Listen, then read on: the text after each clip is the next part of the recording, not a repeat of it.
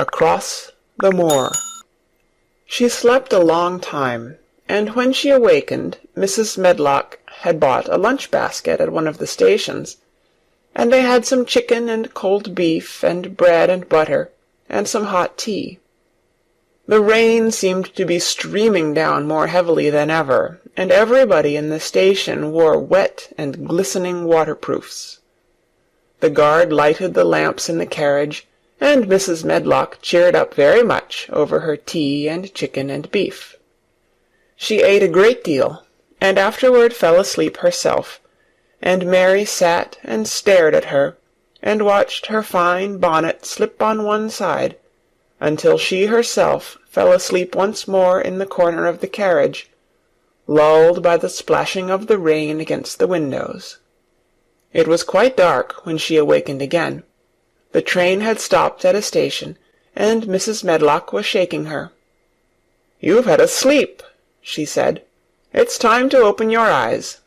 We're at Thwaite Station, and we've got a long drive before us." Mary stood up and tried to keep her eyes open while Mrs. Medlock collected her parcels.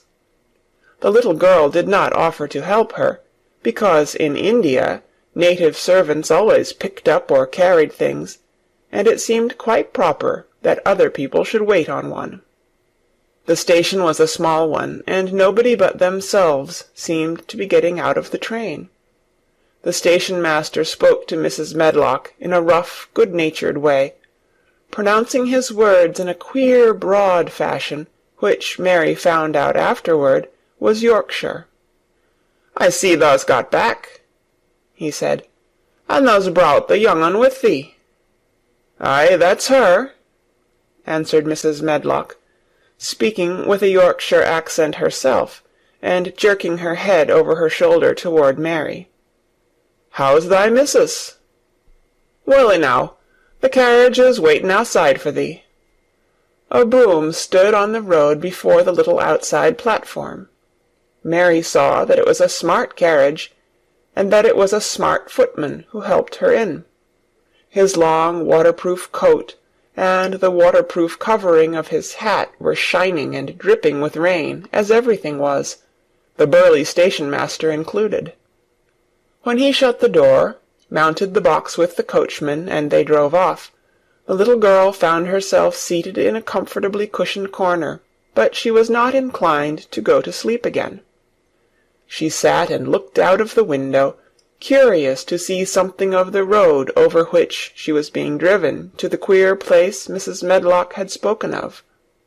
She was not at all a timid child, and she was not exactly frightened, but she felt that there was no knowing what might happen in a house with 100 rooms, nearly all shut up, a house standing on the edge of a moor. "What is a moor?" she said suddenly to Mrs. Medlock. "Look out of the window in about 10 minutes and you'll see," the woman answered. "We've got to drive 5 miles across Missel Moor before we get to the manor. You won't see much because it's a dark night, but you can see something." Mary asked no more questions, but waited in the darkness of her corner, keeping her eyes on the window. The carriage lamps cast rays of light a little distance ahead of them, and she caught glimpses of the things they passed. After they had left the station, they had driven through a tiny village, and she had seen whitewashed cottages and the lights of a public-house. Then they had passed a church and a vicarage, and a little shop window or so in a cottage with toys and sweets and odd things set out for sale. Then they were on the high road, and she saw hedges and trees. After that there seemed nothing different for a long time, or at least it seemed a long time to her. At last the horses began to go more slowly, as if they were climbing uphill, and presently there seemed to be no more hedges and no more trees. She could see nothing, in fact, but a dense darkness on either side. She leaned forward and pressed her face against the window just as the carriage gave a big jolt. "Eh, we're on the moor now, sure enough," said Mrs. Medlock. The carriage lamps shed a yellow light on a rough-looking road, which seemed to be cut through bushes and low-growing things which ended in the great expanse of dark apparently spread out before and around them. A wind was rising and making a singular, wild, low, rushing sound. It's not the sea, is it?" said Mary, looking round at her companion. "No, not it," answered Mrs. Medlock. "Nor it isn't fields nor mountains. It's just miles and miles and miles of wild land that nothing grows on but heather and gorse and broom, and nothing lives on but wild ponies and sheep." "I feel as if it might be the sea, if there were water on it," said Mary. "It sounds like the sea just now." "That's the wind blowing through the bushes," Mrs. Medlock said. "It's a wild, dreary enough place to my mind, though there's plenty that likes it, particularly when the heather's in bloom." On and on they drove through the darkness, and though the rain stopped, the wind rushed by and whistled and made strange sounds. The road went up and down, and several times the carriage passed over a little bridge, beneath which water rushed very fast with a great deal of noise.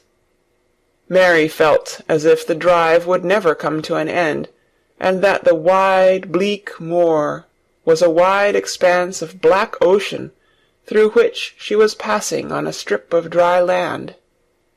"I don't like it," she said to herself. "I don't like it," and she pinched her thin lips more tightly together. The horses were climbing up a hilly piece of road when she first caught sight of a light. Mrs. Medlock saw it as soon as she did, and drew a long sigh of relief.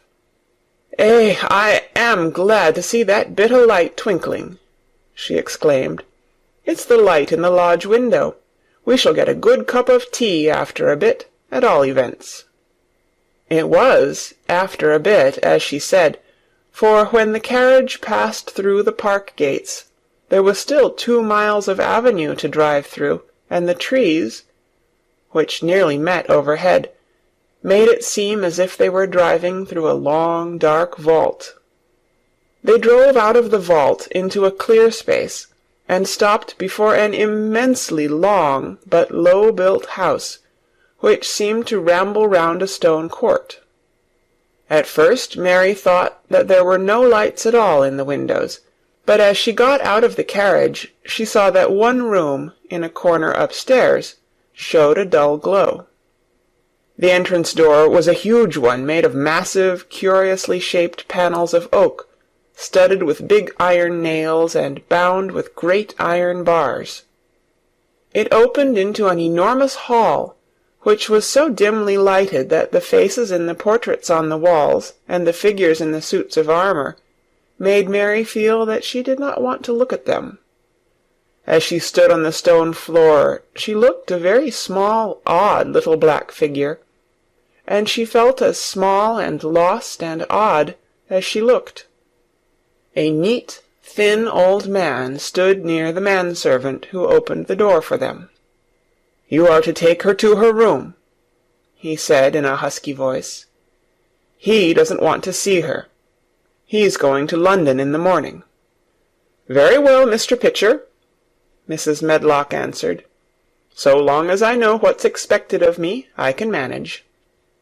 "What's expected of you, Mrs. Medlock," Mr. Pitcher said, "is that you make sure that he's not disturbed, and that he doesn't see what he doesn't want to see."